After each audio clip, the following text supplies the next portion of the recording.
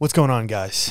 I do not want to start this podcast off with down energy, and it's not down, but I'm just going to get right into it. I feel like really fucking weird. I feel a little lost today. I feel very uncomfortable. I just realized that there's a lot of things I need to hold myself accountable for in my life. And I'm going to share what a lot of those realizations that I made today have been. The last couple of weeks haven't necessarily been the easiest. And I mean, well, some of them were fine. You know, I'm not going to sit here and act like my life is fucking ass. It's great. It's not bad. But I think that I've taken a very, very deep focus on what has really been happening to me and a deep self-reflection to the point where I'm recognizing that I have a lot of things in my life that I can improve and take accountability for. And to be honest, today, there was just moments where I just felt blank and I just felt lost. I was looking at social media. I was looking through my TikTok profile and, something hit me. I've had 1.1 million followers on there for a long time. I've stayed at the same place on that platform for a very long time. No growth, right? Just at the same amount of followers, sometimes up, sometimes down, sometimes up, sometimes down. But, just in general, haven't really made any movement. And I think I recognize something about myself and just my energy and my effort towards my life. I don't know what has happened, and I know I've obviously made progress in my life, and I don't want to sit here and discount all of the hard work and the effort that I've put in and made towards the things that I'm doing. But I do truly feel today, I think I had this realization that I've been stuck in the same patterns and in the same bullshit, and I have not fixed a lot of my problems that I've had for multiple years. And that's real. And what I mean by that is, from a work perspective, from a relationship perspective, I'm having a lot of the same things, same issues reoccur in my life. Let's start with maybe some of the things that have happened in my relationships, and this will kind of wrap everything up towards the end about just my work and my life. But the reason that I mentioned my work in the first place was because I was just looking and just, I had this thought. I was like, wow. Am I even really trying? And that might sound kind of dumb because, yeah, obviously I'm posting videos every day and it just, I'm doing something, right? I'm putting in the effort. I'm doing something. Getting my coachees. I'm doing my thing, right? But I feel like I don't have that same energy towards it that I used to have. And I don't know if that's natural and that's normal. But I've realized that this used to be my dream.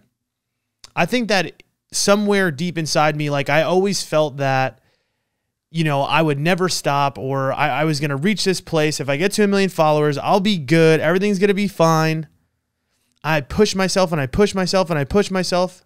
Now I've hit this place where, I reached a really big height, and it almost seems like I've gotten really comfortable.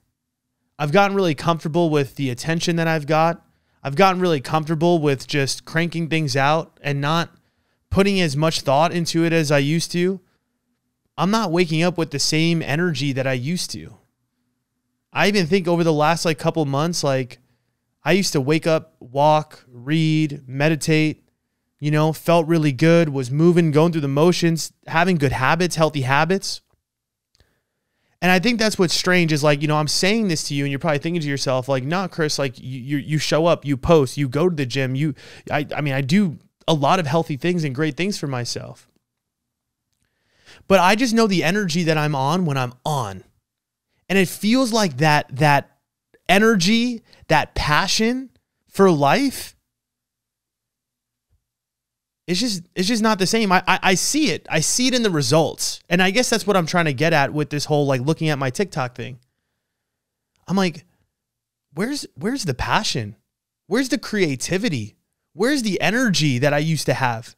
when I could crank out a video a day, 2 videos a day. And I have more time than I used to back in the day. When I was growing my TikTok account, I was working a full-time job. Now I don't. There's a lot of days where I wake up sometimes and like, yeah, don't get me wrong. I eat healthy. I get to the gym. You know, I'll throw a video out there and I'll take a couple coaching calls every day. But it just seems like I don't have that oomph. I don't have that it factor. I don't have that fucking hungry as a motherfucker energy. And, you know, I want to change that so bad and I almost don't even know how. But beyond that, I look at my relationships and bro, I am not evolved.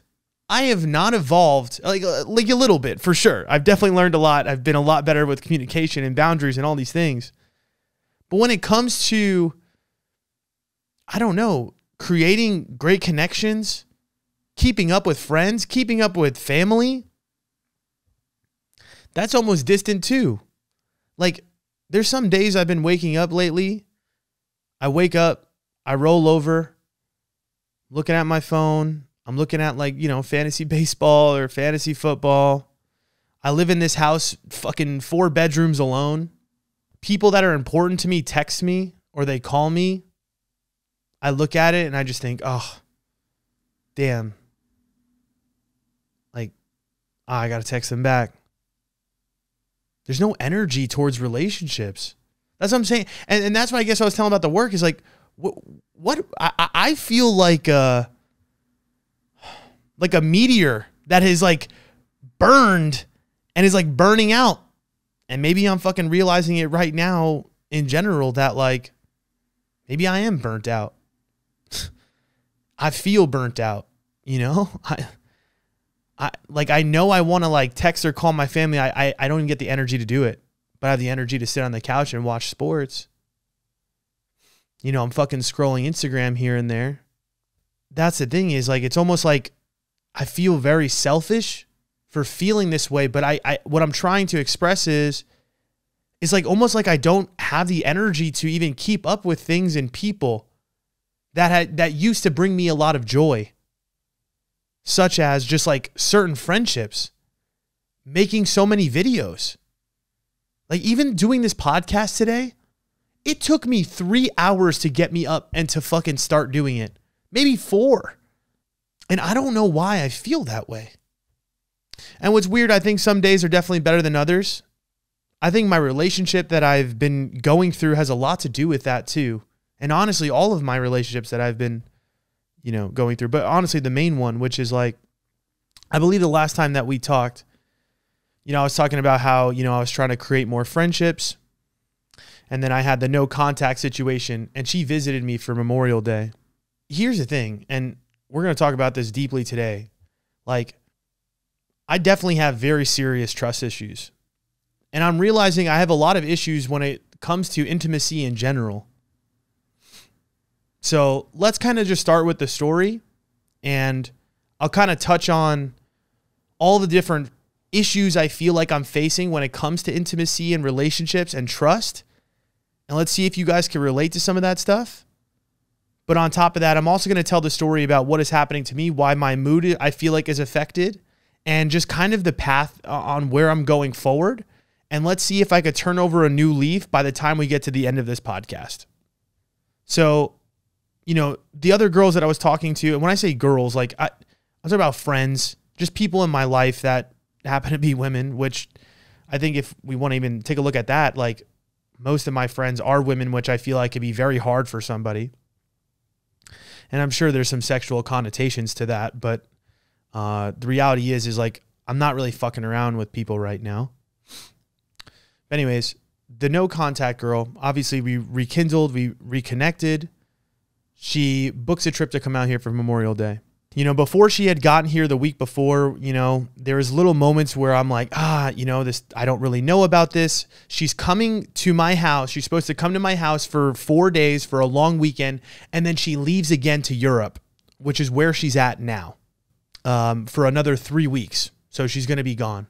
So before she gets in, it's already like kind of weird energy. I'm thinking in the back of my mind, I'm like, damn, like I do like this girl, but obviously there's some things I don't really know about her, and I want to get to know her even deeper. Obviously, we have a lot of history. We talk all the time. It's not that I don't know her at all. I do know her, but I just don't know her in the context of her living here full time, right?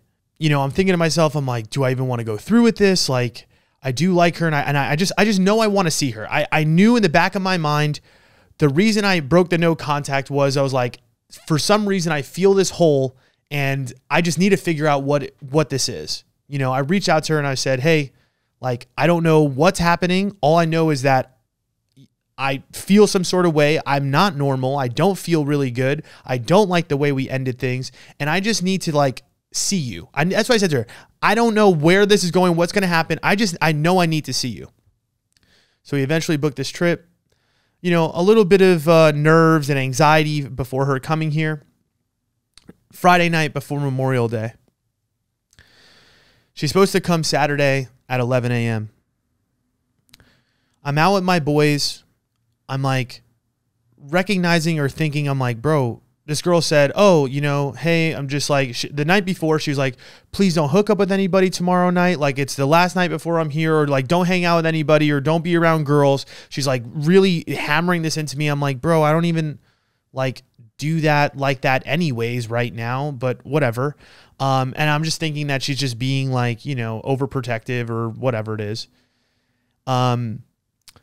So that night she's like, oh, hey, I'm at an event. My phone might die. I'll text you when I get home. So I'm thinking to myself, all right, cool. Like her time, that's about 6 p.m. She said her event's from 6 to 9. I text her back. I said, let me know when your phone turns on and when you're back home. It's like 10:30, 11 o'clock now. I'm like, this is really strange. Why is this girl not home the night before she's supposed to fly to me? I haven't heard anything from her. I'm like, this girl's playing games. I'm freaking out. When this girl is away and she's not with me, I have the most wild anxiety. Like, I'm not joking you. I'm hanging out with my friends, right? I'm with my 2 friends. We're out. I'm like, I'm showing my friend. I'm like, bro, why is this girl playing games? Like, is this games to you? Like, this is weird. Like, she should be home right now. She told me not to do anything. She said she was going to be home early. I don't know what's going on with this person. So now I'm freaking out a little bit. So her phone turns on. She's like, I'm in an Uber. It's charging. And I was like, okay, cool. Then she said, I do have to tell you something when you get a chance. So call me when you're home or something. I actually call her immediately when I'm with my friends. And I'm like, what's up? Like, where are you at? And she's like, oh, I'm actually in an escalator. I'm going to my Uber. And I'm like, you just told me you were in an Uber 40 minutes ago. I was like, why are you in another Uber? I was like, where are you in an escalator? Why are you not home? First off, it's 12:30 at night or something like that, her time. I'm freaking out. I'm like, yo, were you lying to me? I said, send me the screenshots of both Ubers. She's like, all right, fine. She hangs up the phone. We hang up the phone. No screenshots. Still acting weird. I'm like, yo, what is going on right now?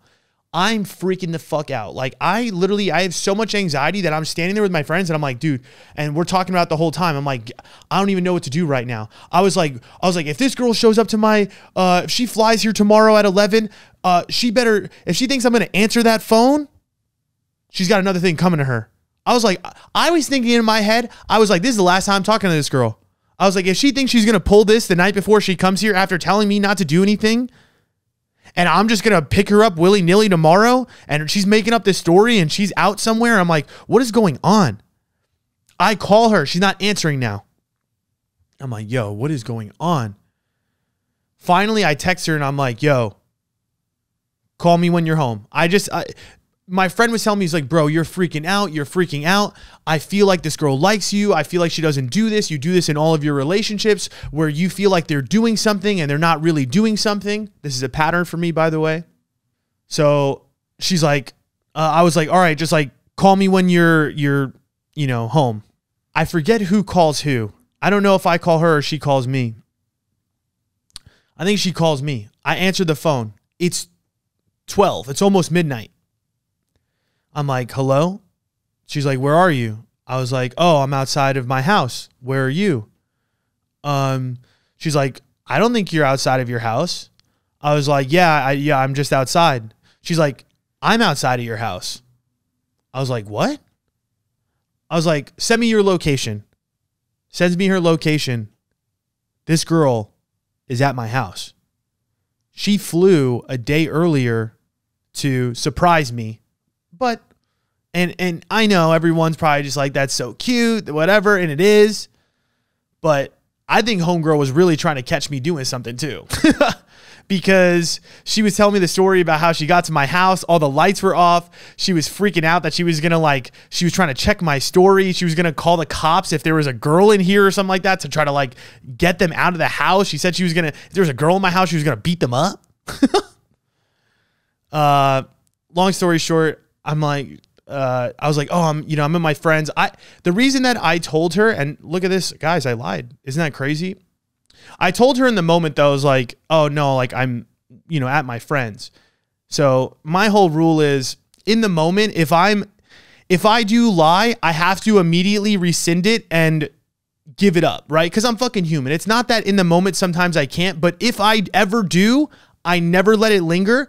And if there is no way I will ever let it go more than 24 hours. That's my rule. If I ever said something, I'll go back to the person and say, hey, I actually wasn't there. I was doing this. But on the whole, I don't try to do that. I was very emotional in the moment. I'm sitting here making excuses. I was very emotional in the moment. And I felt that if I didn't tell her that I was alone and I was with my friends, that she wouldn't tell me that she was lying.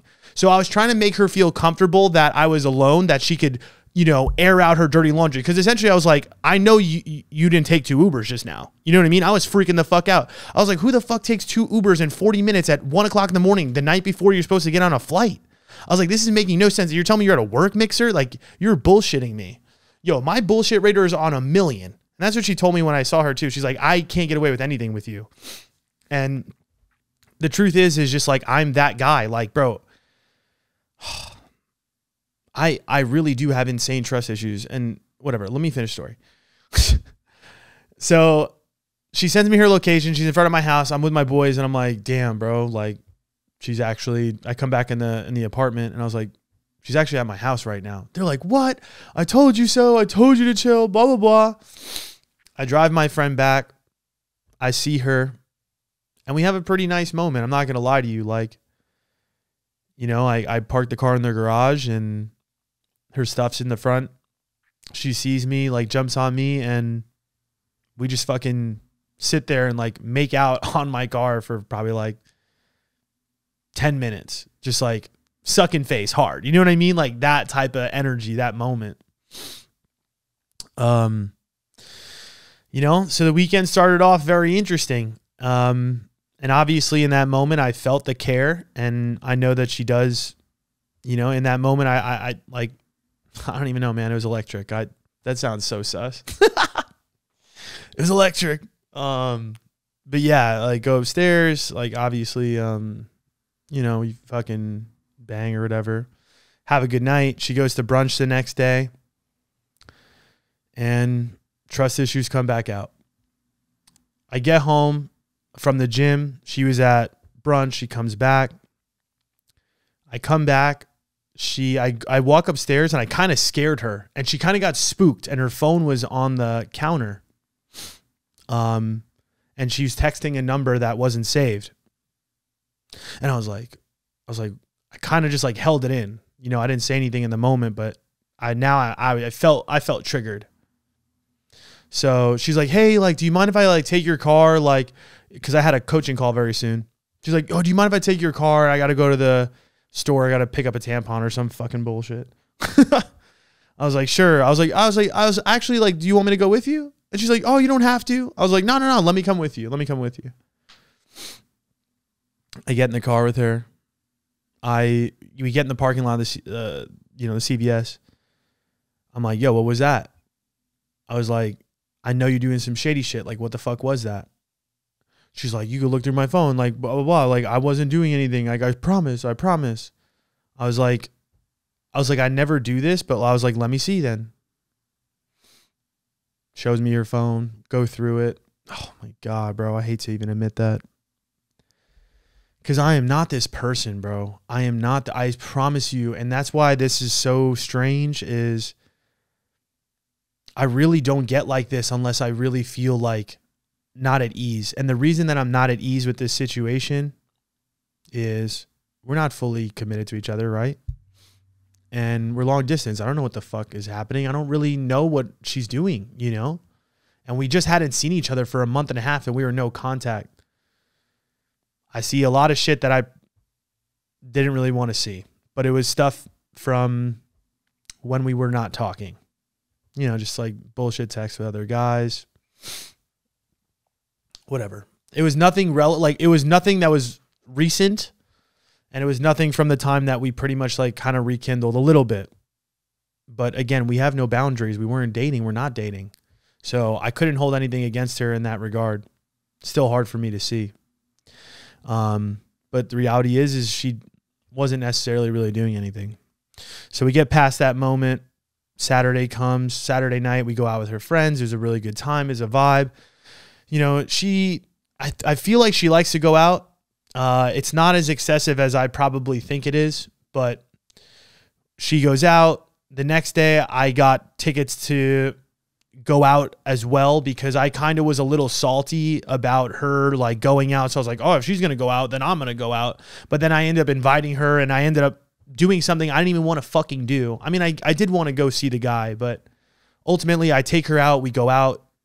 Oh, and by the way, like she was really loving this energy of us out. Like I was holding her hand. I was being protective. Some guy tried to like touch her in front of me and I like freaked out on him. It was like a fucking, I'm not even going to lie to you. Homie was like 6'7". I am easily a foot shorter than him. Like maybe not, like it wasn't that excessive. I'm holding my, here we go. And she was like loving, you know what I mean? Whatever.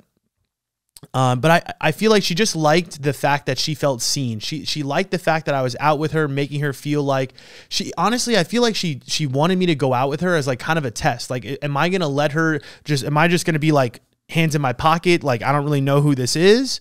Or am I going to like put her on a pedestal and treat her like my girl? And I felt like maybe she felt very seen and validated in those moments. But anyways, we're out on Sunday again. You know, we're out for like 4 or 5 hours. I just remember sitting there though and like thinking to myself, like, I don't want to do this. I don't want to be here. I don't want to be out. And we've been talking about this, like, yo, I'm not trying to do that. This is the first time I've been out, you know, in a really long time. I see that she's really enjoying being out. And I'm like, I feel like I'm staying out because I feel like she wants to. Eventually I'm like, yo, like, I'm really hungry. Like, let's go home. Like, you know, in the car, my boy then is with us and he's like, oh, do you guys want to come out later? She's like, you know, I'm interested. Like, I'm down and she's like, we'll see. Like, I'm down for whatever Chris wants to do. We get in the house. I kind of have a sour face. I get this like energy from her that like, she just likes to party for some reason. And I don't know. When we got in the house, she like turns around. She's like, you know, that really makes me happy, but it makes me just happy just like being here with you too, like in the house. And I felt like that statement to me was almost like I see that you didn't want to do this and I'm letting you know and reassuring you that I'm good with just being home too. We get into like a big blowout argument about how like, I'm like, you're wearing these like skimpy outfits, like you're out, like you want to drink so much.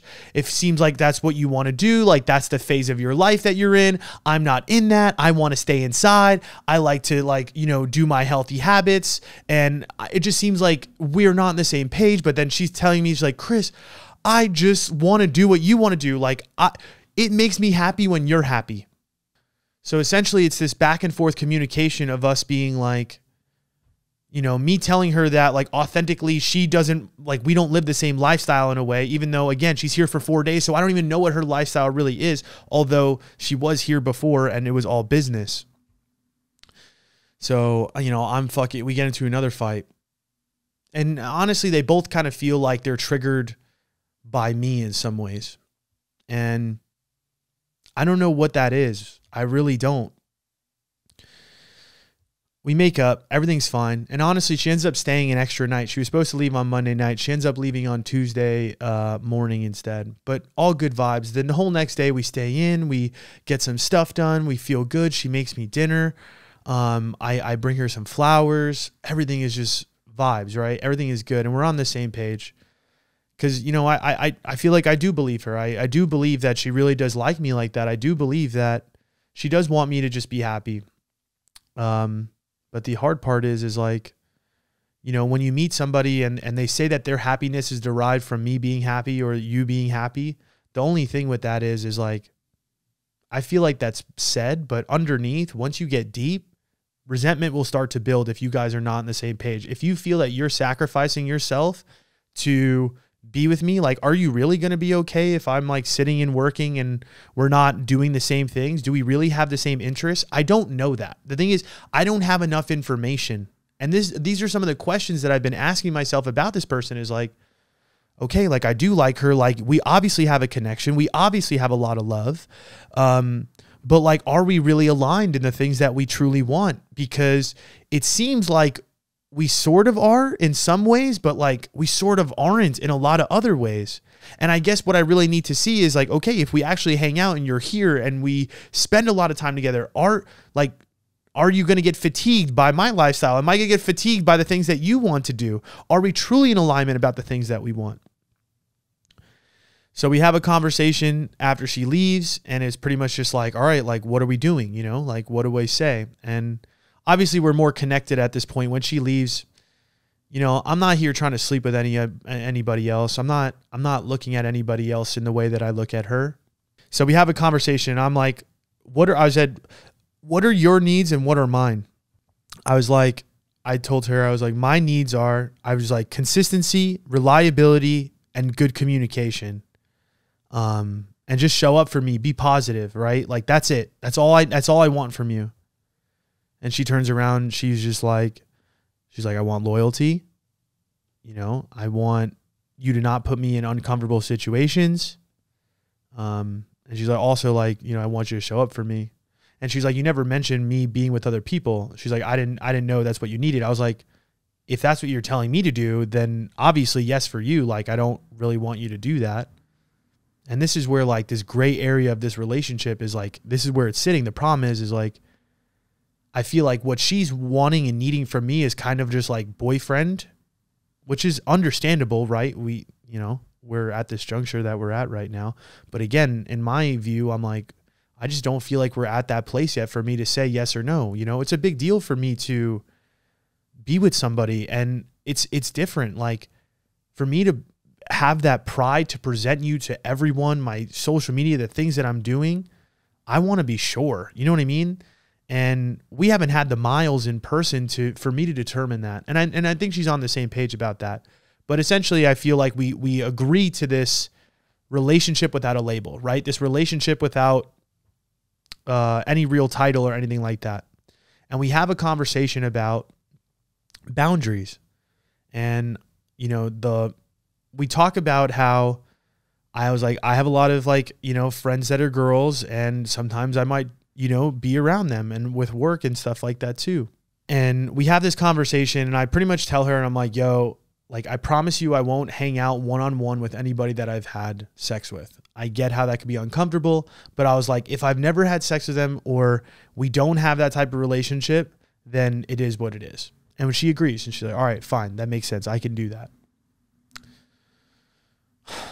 Next couple of days, she's supposed to fly to another part of the country in the US before she goes to Europe.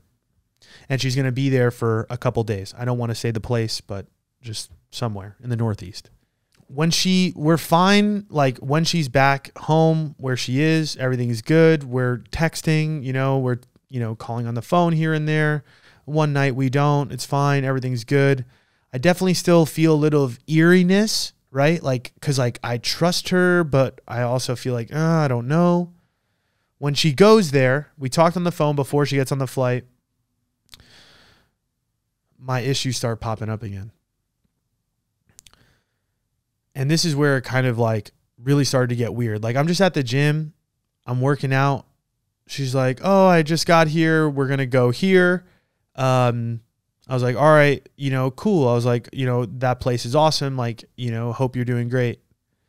I don't hear from her for like an hour and a half, almost like an hour and 40 minutes. And that's wild, because what the fuck am I even saying right now? And what I mean by that is like, bro, this girl has shown me that she cares.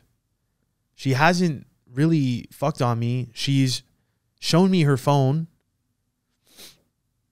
And I still feel really triggered. And this was something we actually talked about in person on Sunday night. And I actually cried a little bit, just like a little tear. But I was explaining to her the reason why I felt the way I did, or why I do this to people, and why I'm so hard, I feel like, on people in my relationships. And I've had this pattern of, you know, getting like almost like jealous, but almost like it's weird, because the reason I'm jealous is because nothing is really set in stone. And because nothing is set in stone, it almost feels like they have free reign. It's right. It's like I have both avoidant and sometimes anxious tendencies, which is shitty that I have both. And we're going to get into it. It's a lot about my upbringing. But I pretty much told her, I was like, yo, you got to understand something. Like, when I was a kid, like, my parents went through like a pretty nasty divorce. No contact. And here's the thing is, like, we tend to just, like, you know, look at those things and just be like, you know, we could just learn from them and kind of brush them off. But the reality is like, a lot of us are living the wounds of our childhood. We're living the wounds of our adolescence. And as much as we don't pay attention to them, they're very controlling. And what I mean by that is like, my dad wasn't really there. Like, he was very distant, you know? He didn't show up for me in that way. And on top of that, I had a very controlling and strict mom, but also was distant as well. She was working so much. And growing up, like, I would go to school. I had a lot of rules on me. Number one, like, I couldn't have girls at the house. I couldn't do certain things. I had to be home at a certain time. But like, when I went to school, I would then go to after school. So I went to school for like, 8 in the morning, got dropped off, go to an after school program, which I fucking hated, right? Which is pretty much just like school times 2, which is I go to a place, we play around a little bit, we mess around, but then we do homework. We get like a little snack.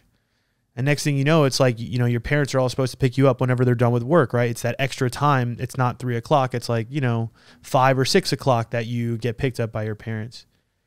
But like, I was always the kid where, sometimes I wouldn't know like who was going to pick me up. And there was a lot of times where like, I would say 90% of the time I was the last kid to go home. And there would be times where like, I'd be the last kid in the room. No other kids. All the kids went home. And like, like I'd have to just wait till my mom gets there at like 6:30, 7 o'clock at night. And that's on like a weekly basis. You understand what I'm saying? Like, that's not like it was just sometimes. So I think I kind of grew up a little bit with just this idea that I've built that even the people that love you might not show up for you, and like, even with like my dad and shit and like my mom, like my basketball games, like I would always go with my friends and my friends' parents. Like my friends' parents were always at the games. Like my mom, my dad, like didn't really make a lot of them sometimes, So I feel in some way like I grew up with very like emotionally distant parents, and I didn't get a lot of reassurance growing up. I never, and then I think I built this life where I've pretty much relied on not getting reassurance, right? Like, look how hyper independent I am. A lot of my relationships are very cyclical, which is, I'm pretty avoidant and anxious. So I meet these women who are probably great. I find all these flaws. I find all these reasons that they're lying, that they're doing something, always blaming them for things that they can't maybe control. I take this really, and that's what avoidants do, right? It's like we avoid that intimacy. We push away the anxious ones, right? Or the love addicts. They push on more because their wound is that they need to keep grasping for love because they don't want to be abandoned, right? It's that fear of abandonment. The more they cling on, the more I push away, the more I feel like empowered to be fucking independent. and I just break them down, to be honest. That's what happens. Eventually it just hits a point where I push and push and push and push and push until they either break or I eventually just realize what I'm doing and say to myself, okay, I can't do this anymore because I'm hurting you.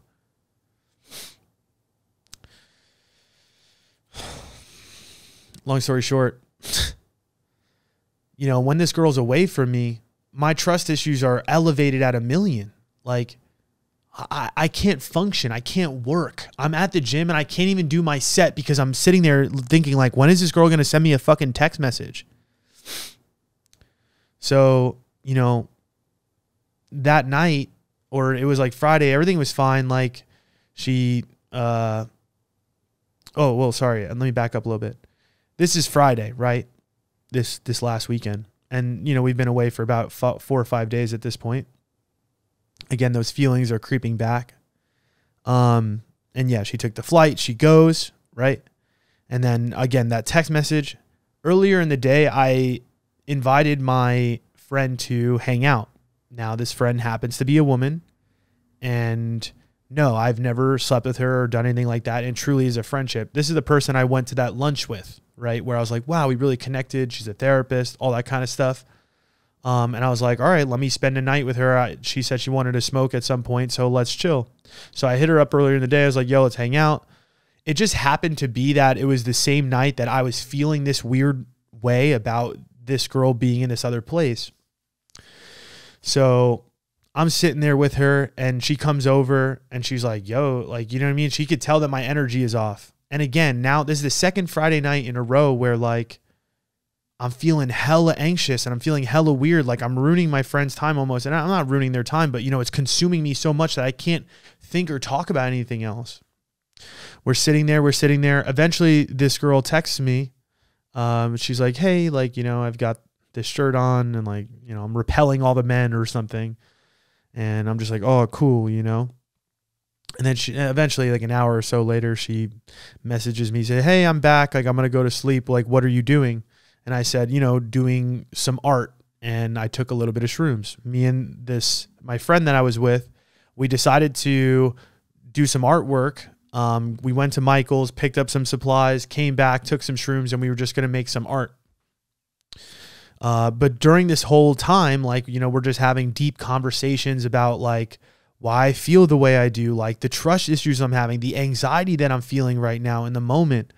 And just telling her how like it's so fucking hard with me with this situation. I'm like, this girl's like, you know, she was with me for 4 days. I'm unsure about her. Now we're doing this half-ass thing. I'm feeling fucking anxious all the time. Like, I don't even know if I almost want to stop this relationship because of how much this shit is consuming me. Like, I can't work. I can't get the things done that I want to. I'm not at peace. And it's not even her fault. And that's the craziest part. It's not even like something that she's doing. It's just me internally. I'm fucking crumbling. So, you know, we share a lot of these thoughts. Like, you know, how, again, I was telling her the story about the trust issues and things like that. And, you know, it's deep. Like this whole issues, like the issues that I have with the intimacy and relationships. You know, I've been reading this book called The Truth by Neil Strauss. It's a guy who wrote the Game. And The Game is a book about how to essentially like get women, right? And then eventually, he writes this book called The Truth, which is about him trying to get into an intimate relationship after just, you know, sexualizing, I guess, women. And he ends up cheating on this girl that's like, there's no issues, there's no problem. And he's wondering why he's cheating on her. Now, the difference between me and him is I've never like cheated. And I think what happens is like, once I start getting that feeling of like, all right, this isn't everything, or this relationship isn't enough, or I start thinking another girl is attractive or something like that, I end the relationship. I'm not going to cheat, but I'm going to end it. But that's why a lot of my relationships, they go 3 months. You know what I'm saying? It's this cycle of like never, ever actually being able to create some stability with somebody. Right. So he goes and he gets, goes to rehab essentially for like being a sex addict. Now, granted, I'm not a sex addict, but a lot of the things are very streamlined with this person, right? The guy who wrote this book, like, he's this guy who is very like me, where like in the beginning didn't really get girls. Now he has all this women attention because he wrote this book. He has a huge social media following, and now he's trying to be in a functional relationship and he can't. And I relate a lot to that because that's been me. That's been my life too. And here's something that I realized, and is very cyclical. Like, there's some things that I pulled from it that I think can really help other people that are like me, but also for women maybe to understand the other side. And I think it's just avoidance in general. But the theory of sex addiction, and to me, this is just the theory of why people act out, is that when you feel out of control or disempowered, you sneak around or act out sexually to reestablish control and regain sense of self. Now, for me, I don't think it's about me acting out sexually, but this, so let me go back to the story. So she wakes up the next day to me telling her that I was doing art and shrooms. We get into a conversation and I pretty much tell her, and I communicate to her, I was like, hey, like, this is what happened last night. I was feeling super anxious. And when I say this is what happened, she was like, oh, like, who did you do that with? I was like, oh, I did it with my girlfriend. Girl space friend, you know, like just friend. I didn't say girlfriend. I just said friend. I did art with my friend who is a girl. Obviously she's not happy about that because she's like, you maybe, and she said, all right, like, when were you guys hanging out till? I was like, I don't know, like 2:30. And she's freaking out because I had a girl one-on-one in my house. Now, granted, I've never had sex with this person. I don't have sexual intentions with this person. It legitimately, like, it just felt good to be around somebody that understood me. And here's the other thing too. I've been telling you guys how, like, I've been trying to acquire friendships that are more real than people just going out to the bar. And this person fits the bill. She's older. She's into therapy. Like, she's a therapist. And just really in alignment with a lot of the things that I'm learning and teaching. And the conversation is great. And we're just connecting. But again, on a friendship level, obviously the girl that I'm talking to freaks out, right? She's like, this makes me feel uncomfortable. You knew that was going to hurt me. That's why you didn't tell me. And the reason I didn't say anything, I guess, in the moment is when I said I'm doing art and shrooms, I figured she would ask me, like, who are you with? But she fell asleep. Woke up the next day. I should have said in that message, doing art with blank, you know, obviously the girl. So anyways, she's like, you knew that you would do something that would disrespect me. You knew I wasn't going to like that you were with her. That's why you didn't say it in the moment, because you knew I would have called you. You knew I would have freaked out.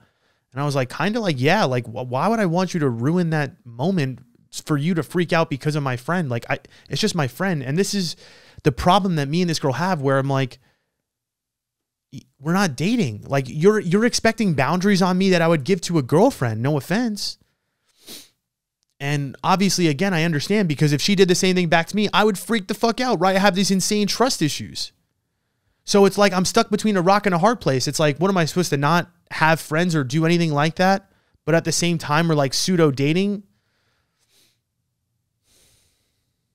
It's just fucking hard, man. And again, back to this thing that I was saying, though, it's right. It's like when you feel out of control or disempowered, you sneak around. And I think maybe inadvertently me hanging out with this person is me, like, quote unquote, sneaking around. You know what I mean? Because I'm trying to regain that sense of self, that sense of, oh, Chris, you're not in a relationship. You could just hang out with this girl as a friend. And I think that's a lot of my negative patterns, right? It's like, yeah, on one hand, I do really want, I will hang out with this person again. And I even said that to her. Like, it's not even like that. I swear it's not even like that. But at the same time, I feel like I knew that she wouldn't like that. So why did I do that? And that's where the conflict between, like, you know, being selfish and then wanting this relationship, right? Where I'm in conflict. So this is where everything is kind of getting really tricky for me, because I feel like all of my issues are kind of coming together at once, right? And this is a classic anxious avoidant trap. So it's like my avoidance, it's my anxiousness in the relationship, it's her anxiousness towards me, right? Sticking with me, trying to do everything to please me, and I'm creating that distance between us. On top of that, it's my trust issues underlying. And also a couple of things I want to mention too. Again, I'm not a sex addict, right? It's not that. But again, it's just this idea of like constantly chasing this intimacy everywhere else, like besides your relationship, right? And you want to hear some crazy statistics. 88% of sex addicts come from emotionally disengaged families. Think about the story I just told. 77% come from rigid or strict families. 68% say their families were both distant and strict. Usually for a sex addict, the mother is strict and punishing, check mark, and dad is distant and unemotional, check mark. And what they say is sex is used as an emotionally safe way of getting affection, acceptance, and comfort, which you didn't have as a child. So essentially it's this idea, because my parents were, again, distant from me, and my mom was so controlling and on top of me, it's kind of like I'm lashing out and I'm doing all the things that I didn't get to do as a kid, right? Be with all the women, do all the things, get all this highs, all this intensity that I wasn't allowed to have by my mom. And also at the same time, I would get acceptance and emotional safety and comfort from those interactions. And in essence, if you really look at a lot of the relationships that I've had, or just even little ones, right? When you're just doing that and you're just going out there and sleeping with whoever, I feel like that's what you're really doing is you're trying to create these like connections. And if you sleep with somebody, it's almost like you get that closeness, you get that, these women that just want to stay with you and be with you, and you feel loved in that moment, but you're just chasing a high, right? You're just chasing one little moment, but it's fleeting and it's not stable. And I feel like that's the part that I'm missing out of all of this, right? And again, I don't identify as like somebody that's sex. I'm not like sitting here having sexual thoughts all day. I work a lot. I don't really even do it like that. But it's just this idea of I'm trying to put the pieces together to understand why I have not been able to find and be in a very secure relationship. And I think a lot of that has to do with the fact that I wasn't really shown that growing up. I didn't really have the emotional acceptance from my parents, And what I need to do is I need to relinquish that shame from the child that experienced those things, like get the anger out that like, yo, dad, like you weren't fucking there. Like, yo, mom, stop trying to fucking control me. That's on you. But I got to stop acting out that bullshit shame, because that's what's really happening is I gotta be above that and forgive them and say, okay, that's what they were meant to do, I guess, or that's how they were raised. That's how they were put into this situation. It is what it is. I'm not holding any animosity against either of them. I love both of them dearly, but I got to start living for Chris. I got to start doing things that make sense for me. And what's funny is like, in a lot of these things that they were talking about is how like the mom in this guy's life. And I'm realizing it for my mom too. It's like, she's always like been so skeptical of all the people that I've been with and dated and things like that. And I don't think to the degree of like really pushing them away. But even when I've gone to her about like these situations before, like even this girl specifically, it's almost like one of those like, oh, don't worry about it. Like you're going to be fine. Like, it is what it is. Just kind of just like the same thing that she tells me about everything that I come to her with, emotionally, which is just like, you just learn from it. You'll be fine. Like, don't worry about it. Like, you don't really need that. You don't really need them. Long story short of all this. So me and this, girl are talking on the phone, and I'm telling her like, she's upset. Like she's really upset about like me not telling her about the girl. And I said to her, I was like, listen, I need to take accountability for the fact that I should have told you that I was with her, number one. And to be honest, to make you feel safe, I should not have met up with her at my house. I should have met up with her in a public setting to make you feel more safe. And I owed her that. And that was messed up on my part, big time. Because I know for a fact if she was doing that to me, I would not feel good. I wasn't feeling good when she doesn't answer me for an hour and a half. She's not even doing anything. But a lot of these things are the wounds that I have. And I'm recognizing that like, I might need to be alone. I might need to just like, and so she told me that she's done with the patterns. Like, this is a pattern and she's done. And I'm just like, dude, I gotta love myself, you know? Like, I gotta heal this shit. I gotta recognize that, you know, I'm not my dad. I'm not going to be emotionally distant from my children. I'm not like, I can love somebody. I can trust somebody. But the other thing is too, is like, I don't want to do long distance. And that is something that's huge for me too.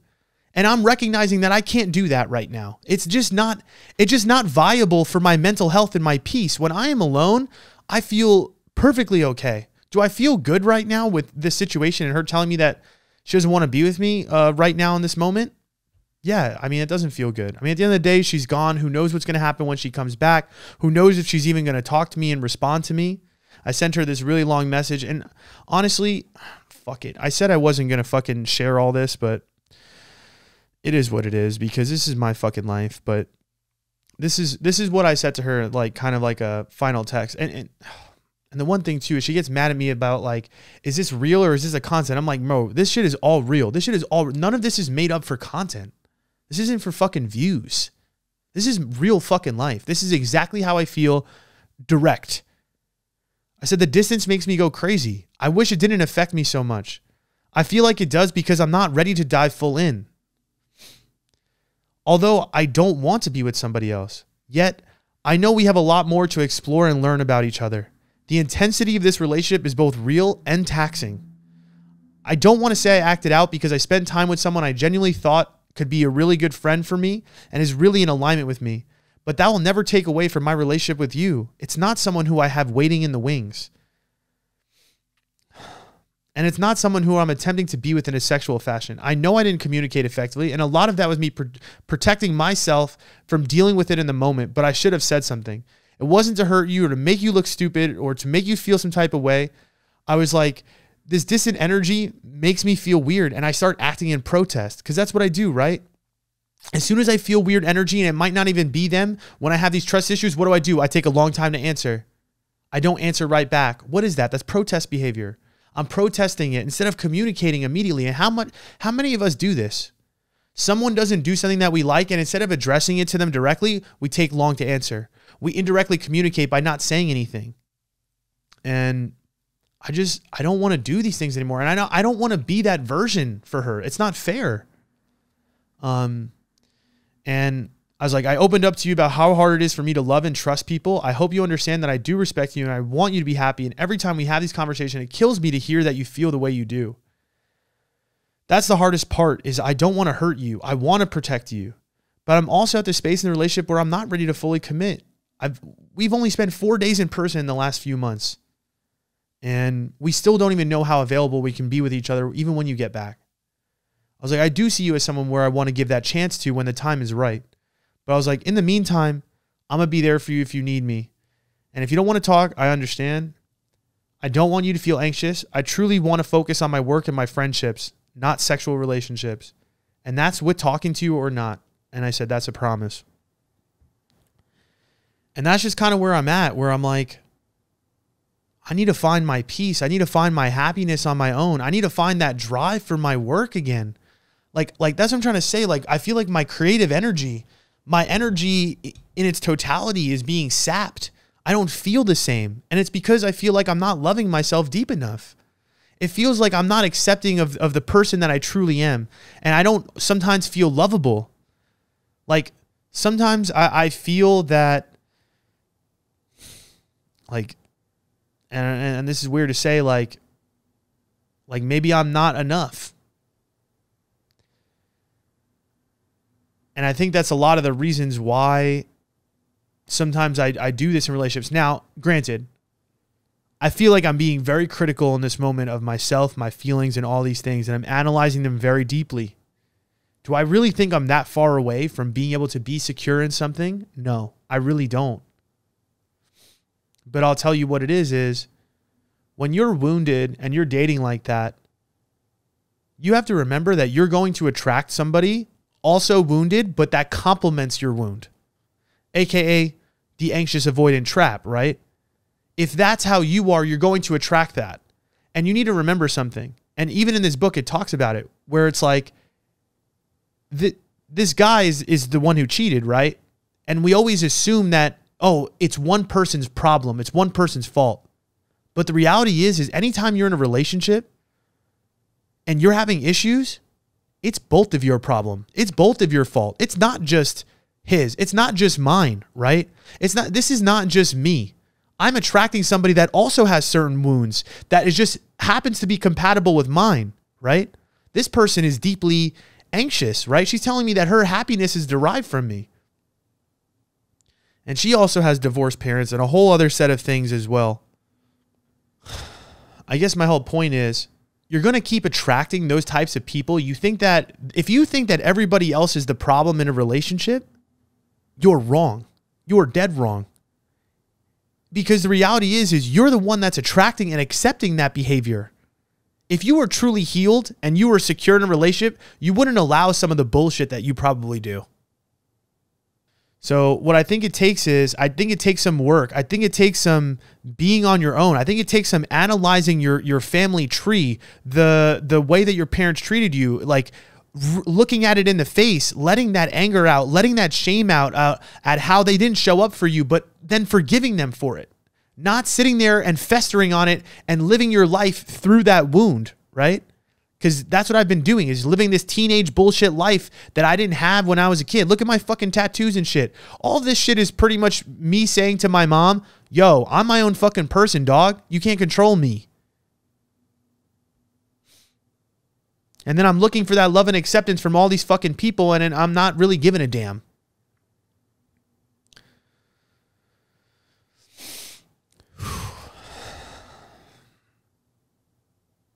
And I just think, like, above all in life, and like, I think that's where I'm at, like, even I'm realizing with the content and stuff like that, like all this external validation and stuff like that, like, I feel like I'm not at the place where I've truly like fell in love with myself. I'm not at that place where I've truly like looked in the mirror and been truly happy with everything that I am, accepting all the parts of me, even the parts that I don't like. You know, I advertise myself as somebody that's very non-confrontational, non-angry, all that kind of stuff. But the reality is I probably have a lot of anger and angst underneath all this shit. And I just never like let it out because I was silenced as a kid. You know, like I watched shit go down, bro. Like I watched my parents get physical. And what did I do? I went into the room and I shut the door.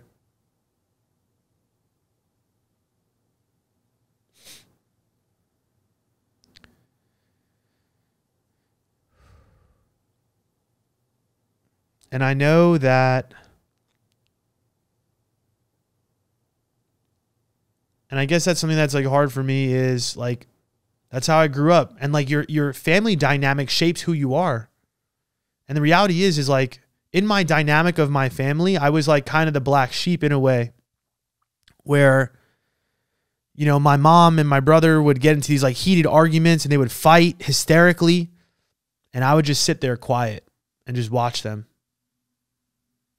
I remember just like sometimes playing video games, like sitting there with my headphones on, like watching a cell phone get thrown across the fucking room, yelling, punishments, all this crazy shit. And I just sat there and I just let it go and I ignored it. And now that I look back at it too, bro, I was listening to some like heavy metal music, some really angry ass music. And I was a really chipper kid. Like I was really happy and shit. And that's what's like weird about all of this is like through all of this, like, I'm not a down person. Like I'm a very like, I'm a light, you know what I mean? Like I'm a positive, optimistic type of person. But I think that's the thing is like, it's almost like, you know how they say like the happiest people sometimes can be the saddest. It's like, you know, I have all this light to me, but I think there's a lot of darkness underneath. And I think what I did was I just masked a lot of it, like a lot of my darkness with just all this optimism and all this like pseudo happiness, but it was never built on something truly, truly accepting and loving. And that's not to say that like, you know, my family doesn't love me and care for me. My mom loves me. She was there for me. You know, she did everything she could. She fucking did it. Like, bro, like when my dad like kind of left, like she didn't really have a job. She had to fucking hustle. She had to do what she had to do. And that's why she probably became so hardened in the first place, because she fucking needed to. But what it's about is it's about reflecting on that and not getting into the same cycle. And when I look back at my family tree, like, bro, I've never met any of my grandfathers. My dad's side, my grandfather wasn't there, and my grandma raised my dad. And when I look at it, my dad wasn't really there, and my mom raised me. I got to break the cycle. And I think that's what it is. And like all this work that I do and I help people with relationships and dating, it's not false because I have the information. I know it. But when it comes to yourself, you still need to get work. Every therapist has a therapist, you know? Every coach has a coach. Because I could see a lot of people's patterns because I've done the work. But the reality is when it comes to yourself, like they're still controlling me. You don't ever leave the shadow. Right? Your shadow never goes away from you. You can't escape. It's only about like looking back, recognizing it, realizing it, and learning to live with it and learning not to allow those reactions. Right? When I feel myself getting distant or trying to run away, I try to now, what I try to do is I try to communicate and say, oh, that makes me feel anxious and weird.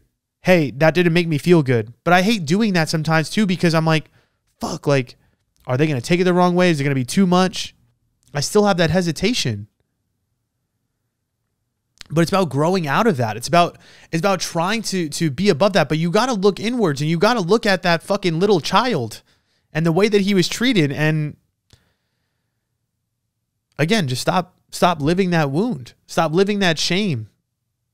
Because that's what I'm saying is like, you know, I'm too developed at this point where I shouldn't be having those behaviors. And it should's a bad word. You know, it's obviously it's a thing that's a pattern, but it's hard to look at yourself in the mirror. It's easy to look at everybody else's problems.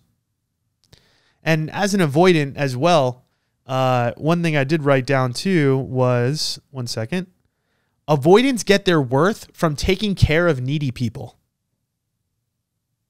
Look at my job.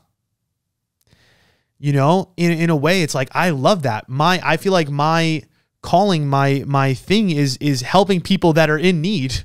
And then I date these very needy, very anxious people as well. I attract that like a magnet, which shows my probably deep avoidance.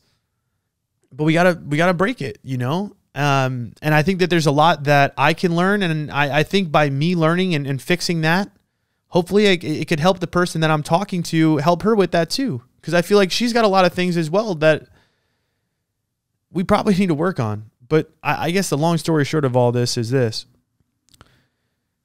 You know, when I sit here and I analyze all this and I take a look at it, I'm like, damn, all right, new leaf. Like right now it's time to turn it over. I got to get into myself.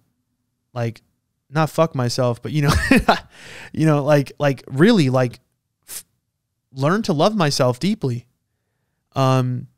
You know, I got to let go of the bullshit sexual relationships, right? I can't get my acceptance and my worth and my love from bullshit sex. It's got to be real connection. So building friendships, right? Critical.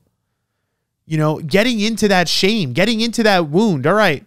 You know, Dad, you weren't fucking there really, but it's okay. You know what I mean? I'm not going to be that. I'm not going to be you. I'm going to reverse that. And again, really learning to love myself for exactly who I am, accept myself, get into my healthy habits. And then the last thing is like, you know, take a break if I need to.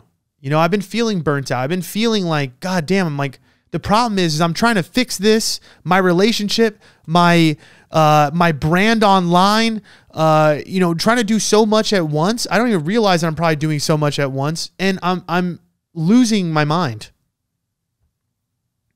But what I want to get back to is that deep passion for my own life.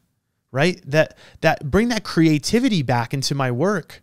Bring that passion for helping people and creating funny shit and insightful shit. And ultimately like healing myself so that I could be in a fucking functional relationship.